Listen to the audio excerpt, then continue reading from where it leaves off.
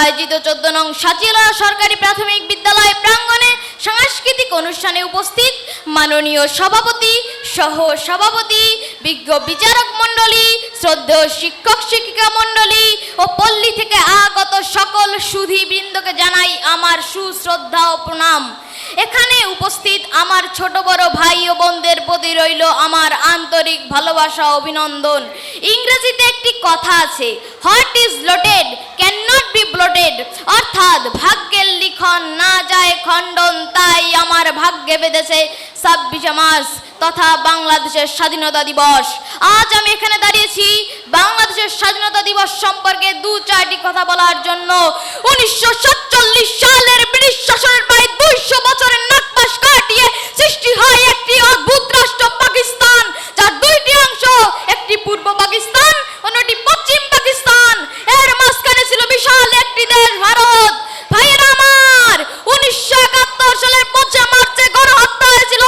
তা বাঙালি জাতির জীবনের সবচেয়ে কলঙ্কজনক অধ্যায়, একটি কালো রাত, যেদিন নিরস্ত্র বাঙালির উপর ঝাঁপিয়ে পড়ছিল জলপাই ট্যাঙ্কের সেই দানবেরা, যারা ঘুমন্ত বাঙালির উপর চালিয়েছিল বর্বর নির্যাতন ও গণহত্যা।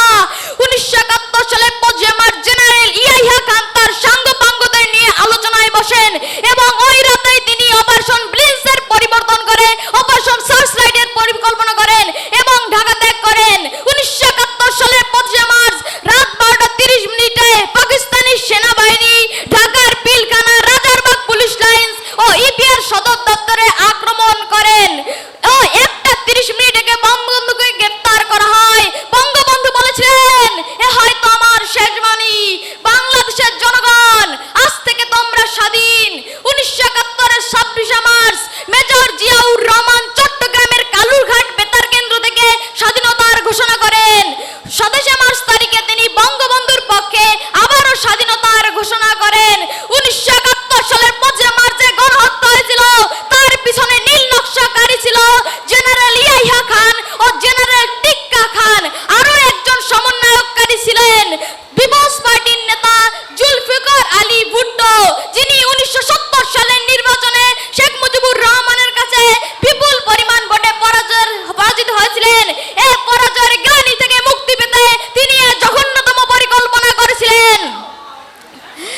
জেনারেল নিয়াজির বক্তব্য থেকে আমরা জানতে পারি, জেনারেল ইয়াহিয়া খান জেনারেল টিক্কা খানকে বলেছিলেন পূর্ব পাকিস্তানের সকল সেনাবাহিনী ইপিআর ও ইভিআর সদস্যদের নিরস্ত্র করতে, কিন্তু তিনি তার আদেশ অমান্য করে পোড়ামাটি নীতি গ্রহণ করেন।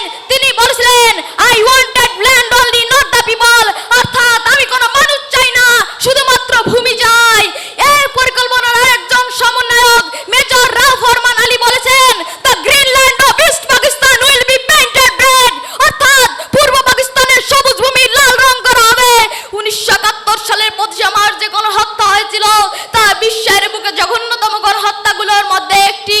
1971 26শে মার্চ বরিশালের বালিকা উচ্চ বিদ্যালয়ে সেদিনই প্রতিষ্ঠিত হয়েছিল বাংলাদেশের প্রথম মুক্তিযুদ্ধের সচিবালয়। কুমিল্লা থেকে 152 জন পাক বাহিনী চট্টগ্রামের দিকে রওনা দেন। সেখানে 102 জন বাঙালি সেনারা 152 জন পাক বাহিনীকে হত্যা করেন। 1971 সালের 10 এপ্রিল মুজিবনগর সরকার বঙ্গবন্ধুর স্বাধীনতা পত্রটি অনুমোদন করেন। এর দ্বারাই বাংলাদেশের স্বাধীনতা জারি হয়। ওই দিনের সূত্র ধরেই আমরা পেয়েছি একটি আলাদা দেশ, নির্দিষ্ট ভূখণ্ড ও নিজস্ব পতাকা। এই বলেই আমার সংক্ষিপ্ত বক্তব্য এখানে শেষ করছি। সবাইকে ধন্যবাদ। বাংলাদেশ দীর্ঘজীবী হোক। ধন্যবাদ।